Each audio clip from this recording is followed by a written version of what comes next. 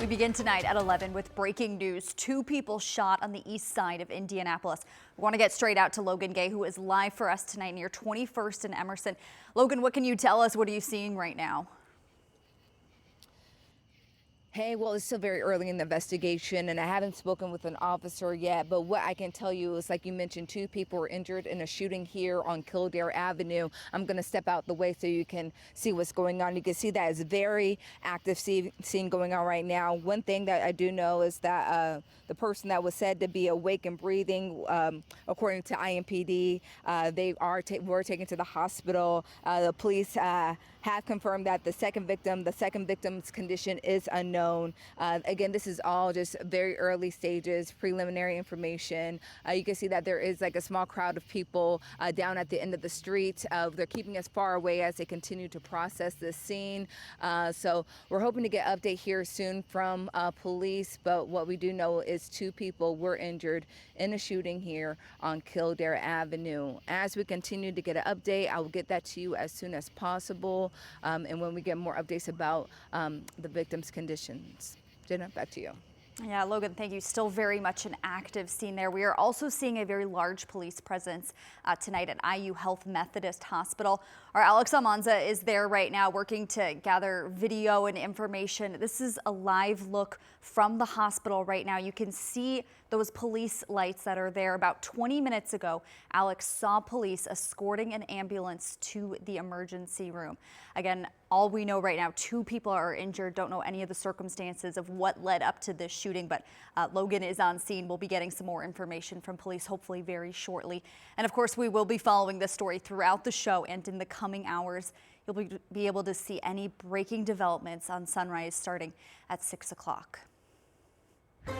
Also right now we are tracking storms, rain that could impact your Saturday plans, unfortunately.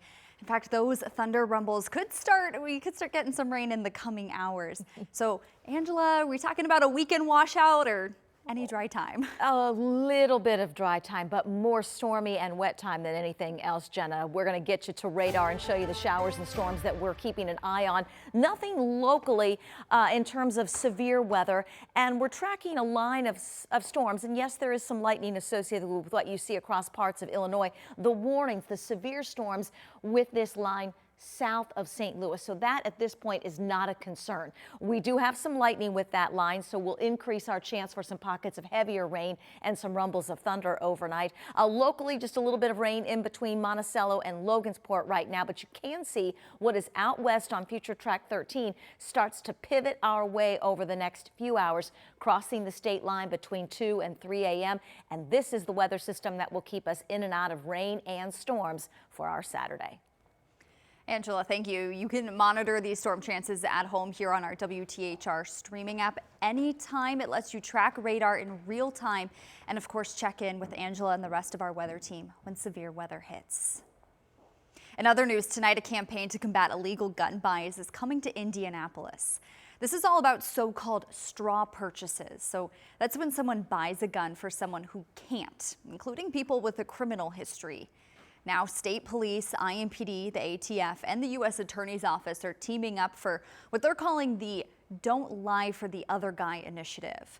Agents tell 13 News gun trafficking investigations in Ohio and southern Indiana have doubled over the last year.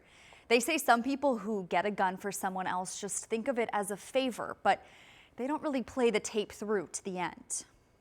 They fail to realize that the firearms they purchase may be later used in armed shootings, homicides, armed robberies, and criminal activities. We find these weapons in vehicle crashes as a result of criminal investigations and other traffic stops. We find them every day all over the state of Indiana. Investigators say gun retailers play a pretty critical role in preventing these types of transactions.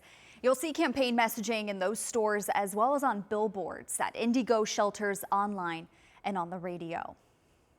Well, funeral services for Lynn Town Marshal Brad Fisher are set for this weekend. The visitation starts Sunday morning at 11. Community members are welcome to attend the gathering at Randolph Southern High School's gym.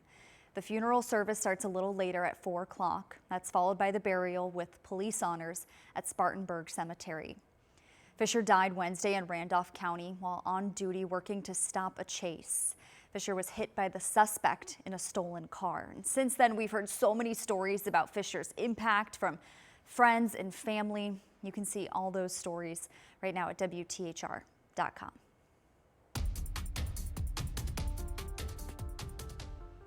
A major shakeup is coming to the Indiana State House. One of the most powerful Republicans is stepping aside from his leadership position.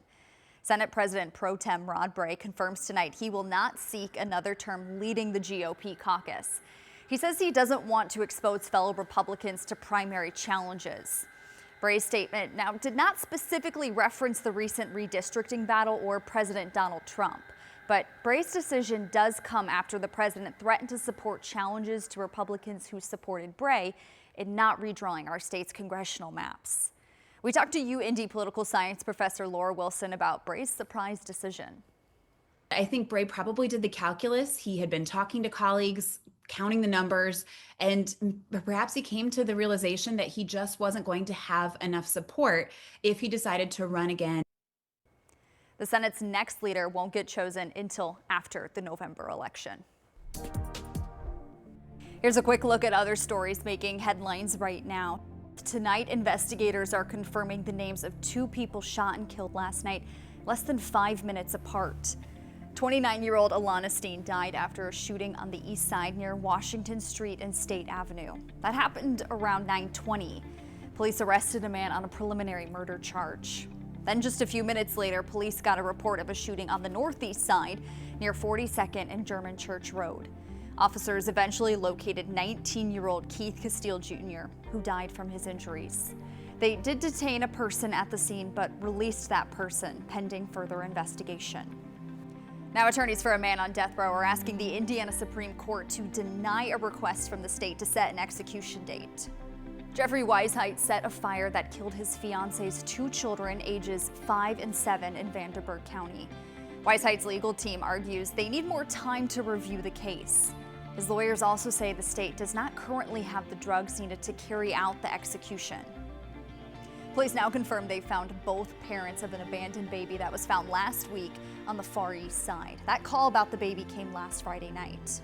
A few days later, detectives say they found the 16-year-old mother.